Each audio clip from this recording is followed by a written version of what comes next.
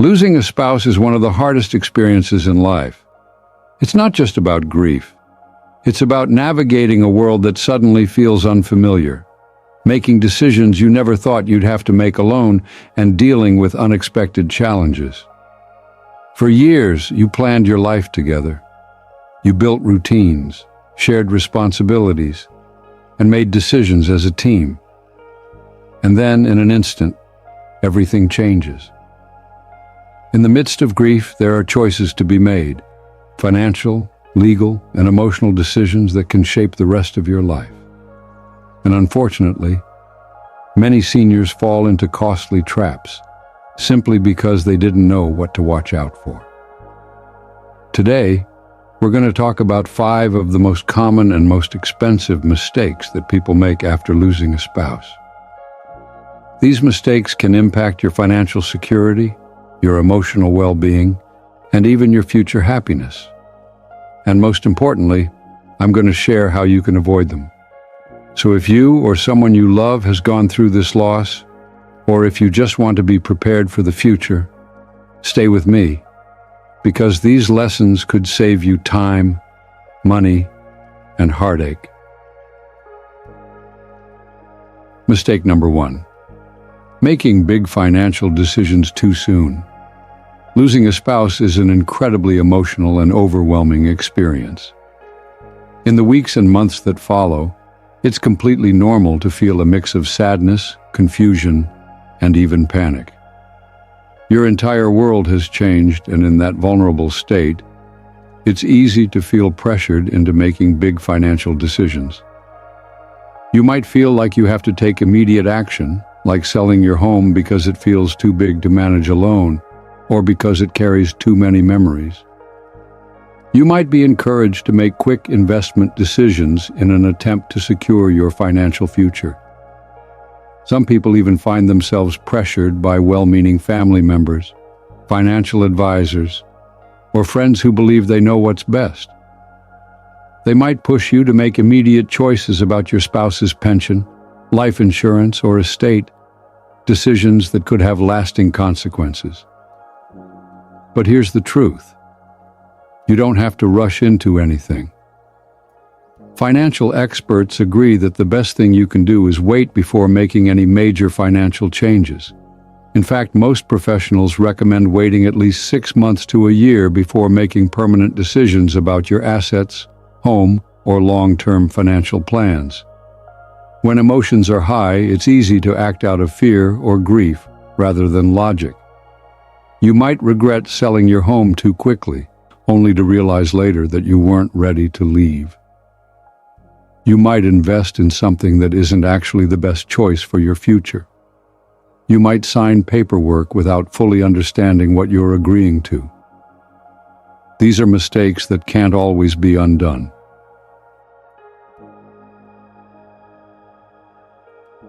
Instead of making big changes right away, focus on small, manageable steps that will help you gain a clear picture of your finances without committing to anything permanent.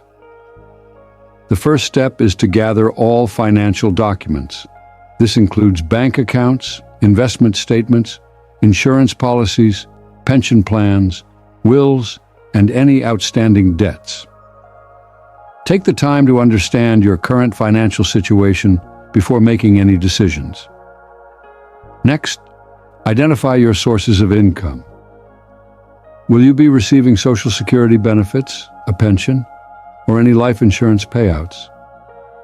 Do you have savings or investments that you can access if needed? Understanding where your money is coming from will help you feel more secure and prevent you from making choices out of financial fear. It's also important to seek guidance from a trusted professional. But be careful. Not everyone has your best interests at heart. Some financial advisors may try to sell you products that benefit them more than they benefit you. Others may push you toward risky investments that aren't right for your situation. Look for a fee-only financial advisor, someone who is paid for their advice rather than for selling financial products. You want someone who will take the time to explain your options and help you make informed choices, not someone who pressures you into making quick decisions. And remember this: you are in control. You don't have to say yes to anything that doesn't feel right. If someone is pressuring you to make a decision quickly, that's a red flag. A good financial professional will understand that you need time to process everything and will support you in making decisions when you are truly ready. Losing a spouse is already an incredibly difficult transition. The last thing you want is to add financial regret to your grief. Give yourself time. Take small steps. Get the right support. And most of all, trust that you don't have to figure everything out overnight.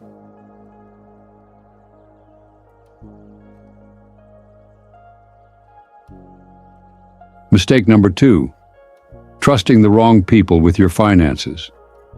When a spouse passes away, it seems like everyone has advice. Friends, family, neighbors, financial planners, even strangers on the internet. Some of it comes from a place of kindness, from people who truly want to help. But not all advice is good advice, and in a vulnerable moment, it can be difficult to tell the difference. Grief can make decision-making feel overwhelming. You may feel lost, unsure of what to do next, and eager to accept guidance from someone who seems confident. Unfortunately, this is exactly the moment when some of the worst financial mistakes happen. The sad truth is that seniors are often targeted by scams, predatory financial advisors, and even dishonest family members looking to take advantage of a difficult situation. It's heartbreaking to think about, but it happens more often than you might imagine. You might be approached with what seems like a generous offer of help.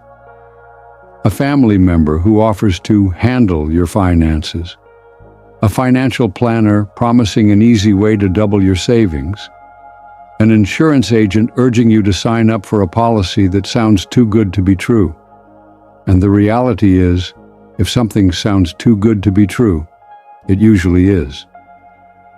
One of the most devastating stories I've heard is of seniors who, in a moment of trust, signed over power of attorney to someone they believed would protect them, only to later realize that their bank accounts were emptied, their investments mismanaged, and their security taken away.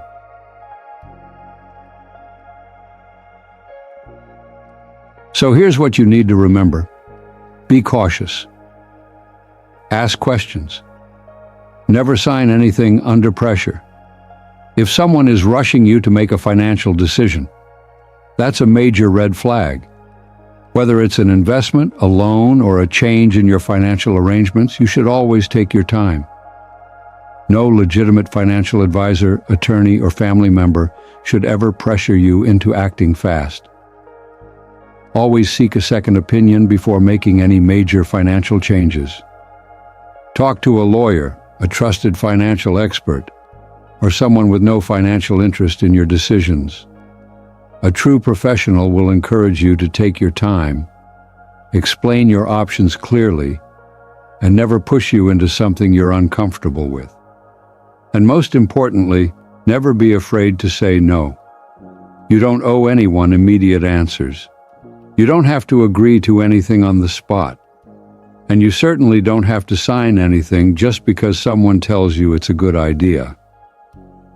Your financial future is too important to be left in the hands of someone who doesn't truly have your best interests at heart. Take your time, trust your instincts, and always remember, you are in control.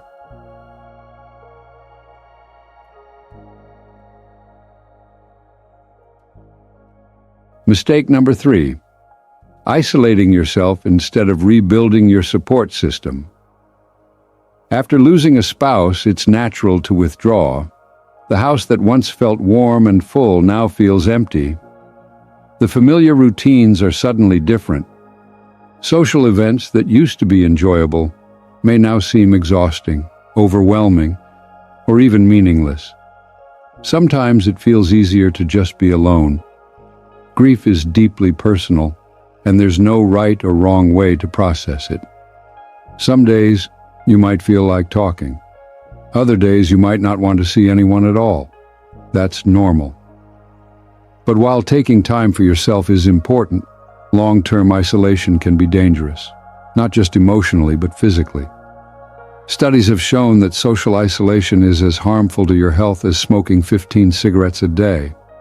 Being alone too often can lead to increased stress, depression, and even a shorter lifespan. That's because as human beings, we are wired for connection. Even when we don't feel like talking, even when we don't think we need it, being around others, having someone to check on us, listen to us, or simply sit with us, makes a huge difference. This doesn't mean you have to force yourself into social situations you're not ready for. It's not about pretending to be okay. It's about finding the right support system, the people who will be there for you in a way that feels comfortable. For some, this means turning to family members or close friends, those who have been with you through life's ups and downs. For others, it means reconnecting with an old community, a church group, a book club, or a senior center. And sometimes it means finding new connections, people who understand exactly what you're going through, such as a grief support group or a local gathering for those who have lost a loved one. If talking about your grief feels too difficult right now, start small. Call a friend just to say hello. You don't have to talk about your loss if you're not ready. Join a hobby group that interests you, where the focus is on shared activities rather than personal conversations.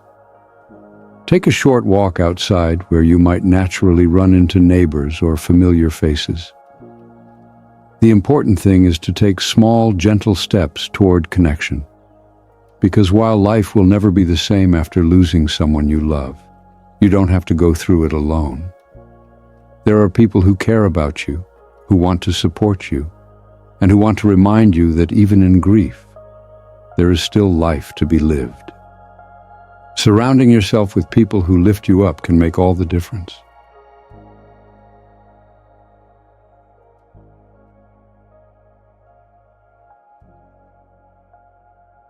Mistake number 4, ignoring legal and financial responsibilities. After a spouse passes away, there are important legal and financial tasks that must be addressed. Some of these require immediate attention, while others can and should be handled over time.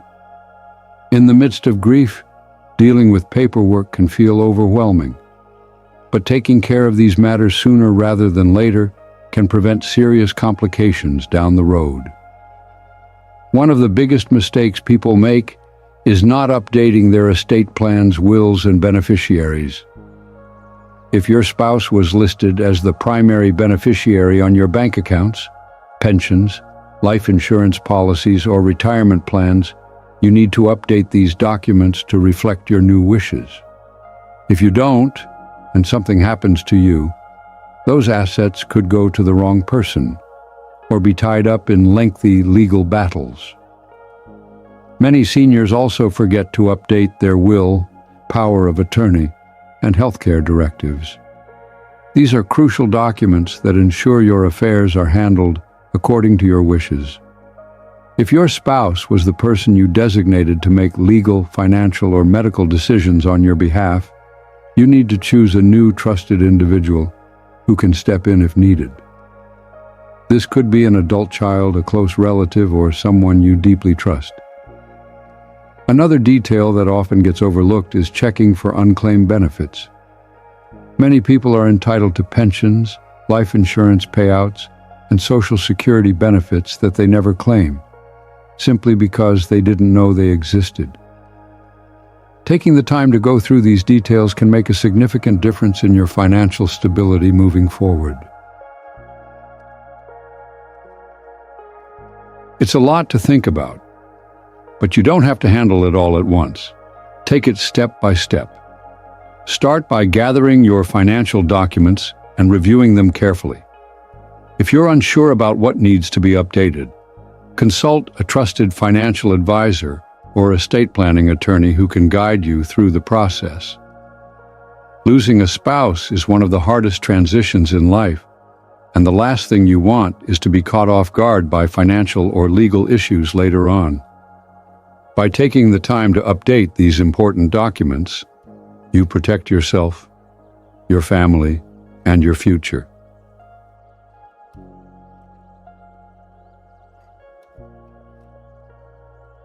Mistake number 5. Believing life is over. Perhaps the most heartbreaking mistake of all is believing that life has ended along with your spouse's passing. Yes, your world has changed forever. Yes, things will never be the same. The love you shared, the life you built together, the memories, it's all irreplaceable. The grief can feel overwhelming, making it seem like there is nothing left for you now. But life is not over for you. Your spouse would want you to keep living, keep finding joy, keep embracing the time you still have. They wouldn't want you to spend the rest of your years in pain and loneliness. They would want you to cherish the life you've been given, to find meaning even in their absence. And while it may not feel possible in the beginning, I promise you, life can still hold beauty, purpose, and even happiness. Many people, after grieving their loss, eventually find new purpose in unexpected ways. Some reconnect with old passions, music, art, gardening, writing, the things that once brought them joy. Others travel to places they always dreamed of visiting, creating new experiences while carrying the memory of their spouse with them. Some turn their pain into purpose by volunteering, giving their time to causes they care about, and helping others who are struggling. This doesn't mean forgetting your spouse. It doesn't mean replacing them.